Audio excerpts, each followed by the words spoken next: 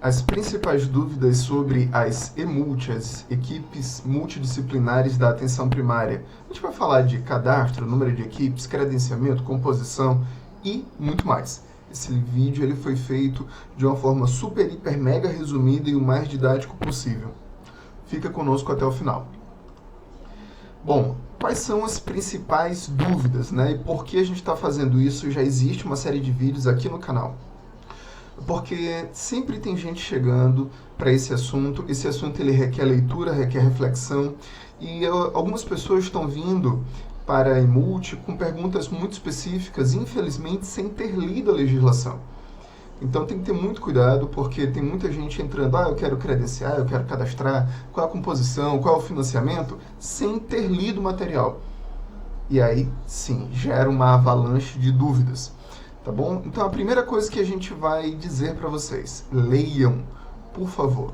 Só existem, até o momento, duas bases legais, que é a Portaria 635, de 22 de maio de 2023, que é a que dá o pontapé inicial, é ela que cria as EMULTs, é ela que lança as EMULTs, fala do financiamento, dos tipos de financiamento, das principais características, dos tipos de composição, e ela é a primeira legislação. E é claro que, como primeira, ela não é completa, ela precisa de outras, né, publicações posteriores.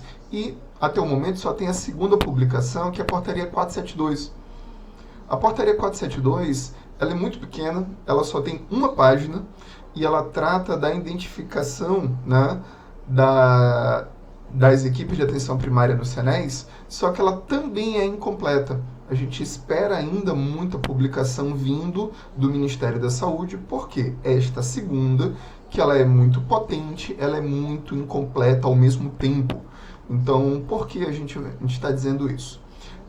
Diante dessas duas legislações, ainda existem muitas dúvidas.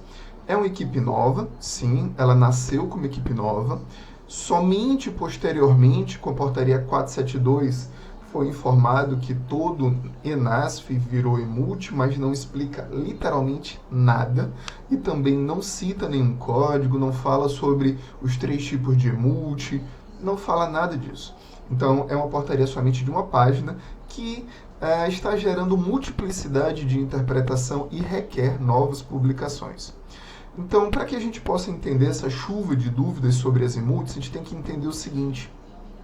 A Portaria 472, que é essa daqui, ela só tem uma página. E, apesar do título dela, né, falar sobre que altera a Portaria 37 de 18 de 2021, alterando a identificação das equipes multiprofissionais na atenção primária, no cadastro, porque o NASF já era, por essência, uma equipe multiprofissional. Só que nesse período, né, de 2020 até 2023, muitas mudanças ocorreram na nomenclatura do NASF, no cadastro do NASF, até mesmo a extinção das 3 modalidades do NASF e ficar somente uma. Então, como é que a gente vai entender cadastrar uma EMULT como NASF se existem 3 modalidades com características diferentes? E aí, exatamente por isso que eu falo que há necessidade de esperar um pouco mais, de vir novas publicações, inclusive a atualização do SENES. Então, uma coisa que a gente tem que falar sobre essa portaria de uma página. Todo NASF agora é EMULT, mas não existe nenhuma informação no SENES, nem na página do SENES, de como cadastrar essas diferentes modalidades. Modalidade 1, 2 e 3. Então, dessa forma, o cadastro ainda não é o foco. O credenciamento, que é a solicitação das equipes EMULT ao Ministério da Saúde, ela está ocorrendo durante todo o mês de junho. Esse é o foco. Onde? No sistema Gerencia APS dentro do e-gestor. Bom, dito isto, a gente tem que passar mais um ponto. O que é que mudou também com essa portaria? Aumentou a quantidade de ocupações aqui na equipe mínima, né? Ou na composição fixa, ou mínima, como queiram denominar, a menor composição das equipes EMULT. E vejam, não tem médico. Significa dizer que o CBO do médico não é obrigatório para a composição mínima das equipes EMULT. Ok? É muito importante que a gente perceba alguns detalhes. E até hoje, e ainda vai ter muitas dúvidas, né? Por quê? As equipes EMULT, que são 3 modalidades, modalidade 1, a ampliada, ela vai de 10 a 12 equipes, modalidade 2, a complementar, ela vai de 5 a 9 equipes, modalidade 3, a estratégica, vai de 1 a 4 equipes. O que é que isso significa? Significa dizer que diante do meu total de equipes de APS, que vai entrar equipes ribeirinhas, equipes de atenção primária, consultório na rua, saúde da família e outros, você soma tudo para entender o seu total de equipes. Dentro do total de equipes, você vai olhar para esses intervalos. E é dentro desses intervalos que você vai saber quantas equipes e quais modalidades você pode fazer sua adesão. Então, se eu tenho 13 equipes, o que é que eu posso fazer? Eu posso fazer uma adesão à modalidade 1, que ela vai de 10 a 12 equipes, e sobra uma equipe. E aí, eu vou ficar com a equipe de fora? Não vou.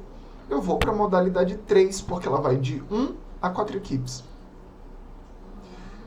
O sistema gerencia APS dentro do e-gestor, ele permite que você faça isso, né?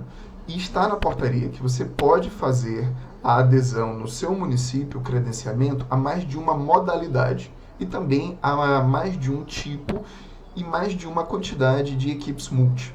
Vai depender da quantidade das suas equipes. Mas entendo, se eu tenho um intervalo, é porque me dá uma possibilidade que uma mesma modalidade atenda a mais de uma quantidade de equipes. Vamos explicar isso? Se eu tenho 7 equipes, qual é o intervalo que eu vou entrar? Modalidade 2, que vai de 5 a 9 equipes. Só que já existem alguns raciocínios criativos de que se eu tiver 7 equipes, eu fico com uma modalidade 1 e depois eu vou para a modalidade 3. Pessoal, se eu, na portaria 635 está escrito que o credenciamento você sinaliza e a autorização do credenciamento que vai gerar a homologação é de acordo com a avaliação do Ministério e com a disponibilidade orçamentária. Ou seja, o Ministério da Saúde, ele analisa a sua solicitação para depois verificar o que é que ele vai liberar, quando ele vai liberar, porque quando ele faz isso, ele já separou dinheiro para manter o seu custeio. Então, o seu pedido ele tem que ser estratégico para quando for avaliado pelo Ministério da Saúde, não ter parte do seu pedido negado, ou o seu pedido negado, ou o seu pedido somente aprovado muito tempo depois. Tá? Então, diante desses 3 modelos, né, modalidades, modalidade 1 de 10 a 12 equipes, modalidade 2 de 5 a 9 equipes, modalidade 3 de 1 a 4 equipes, é necessário que você venha a ser o mais estratégico possível. Então, por exemplo, se eu tenho 15 equipes, o que é que eu tenho que fazer? Eu vou para a modalidade 1, que é a maior, faço a adesão dela, vai de 10 a 12 equipes, e sobra 3 equipes. Eu não vou ficar com equipe sem ser descoberta, ou sem ser coberta. Aí depois dessas 3 equipes eu faço, no mesmo modelo, uma adesão à modalidade 3, que ela vai de 1 a 4 equipes. Alguns municípios estão sentindo muita dificuldade de fazer a adesão por vários motivos. Por quê? Estão fazendo com pessoas que não são gestores, estão fazendo somente por critérios matemáticos, não estão compreendendo o potencial de funcionamento das equipes EMULT. Tá? Então, é muito importante, tem que ter muita calma, tem que ser estratégico nesse fazer. E a equipe intermunicipal, tem lá na portaria, é quando você junta vários municípios de uma mesma região de saúde, e esses municípios são pequenos, para que juntos vocês possam chegar no teto de uma equipe ampliada. Ok. E aí a adesão ela tem que ser autorizada por CIB, né? Por resolução via CIB. Então, eu já expliquei aqui se a gente pode ter mais de uma modalidade por município. Pode sim, não tem nenhum problema. Eu posso ter modalidade 1 com modalidade 2, modalidade 3 com modalidade 1. Isso, o sistema ele não vai bloquear, está respaldado em portaria. Já expliquei também que não é obrigatório ter médico, mas se você escolher por utilizar, colocar médicos e ampliar sua composição, seja na modalidade 1, ou na modalidade 2, ou na modalidade 3, tem que ter muito cuidado em entender uma regra, né, de carga horária, que é a seguinte: se você colocar médico, a carga horária mínima do médico que você colocar tem que ser pelo menos 10 horas semanais. Tá? Não dá para colocar abaixo disso. E as outras modalidades que não são médicos, que você pode também colocar nas suas emults, são pelo menos 20 horas semanais. Então, o médico ele não é obrigatório, você pode ter um emult ou modalidade 1, ou modalidade 2, ou modalidade 3 sem médico. Qualquer município pode solicitar um emult? Sim, qualquer município pode solicitar um emult. Se no momento a visualização, o manejo dentro do Gerencia APS não estiver possibilitando você visualizar ou concluir a sua adesão, calma, como qualquer sistema, pode estar passando por um momento de instabilidade e você não está conseguindo concluir a sua adesão. E não é obrigatório você subir ou aumentar o número de equipes de atenção primária para fazer a sua adesão, tá? Muito cuidado com isso. Se o sistema não estiver legal, volte a acessar outro dia em um volume de menor acesso. Então, quem é que deve fazer a adesão? Quem tiver obrigatoriamente acesso ao Gerencia APS. A questão é, em muitos municípios, quem tem acesso ao gestor não são os gestores. Quem tem acesso ao gestor, muitas vezes, é quem é responsável pelo setor de informação, quem envia informação ao CISAB, quem monitora os programas de informação. E aí, muitos municípios estão tentando fazer adesões sem comunicar, sem conversar, sem analisar com o seu secretário de saúde, secretariado, e nem com as coordenações. E aí fica uma visão de uma pessoa que ela não está nesse lugar de tomada de decisão, que ela não deveria poder concluir uma adesão do início, meio e fim, mas só que isso está acontecendo. E tem gente já pensando em cancelar adesões e fazer novas. Então, muito cuidado nisso, tá?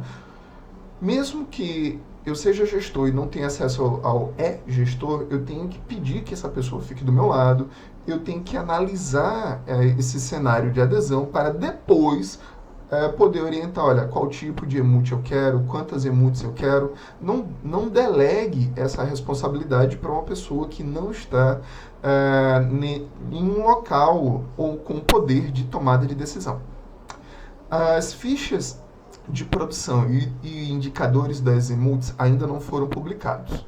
O detalhamento, existem 5 indicadores, que não é o nosso foco no momento, que eles vão ser analisados a partir de janeiro de 2024 e que, de acordo com o resultado desses indicadores, você vai receber pagamento por desempenho por equipe. Esse valor, ele altera, né, se for modalidade 1, modalidade 2, modalidade 3.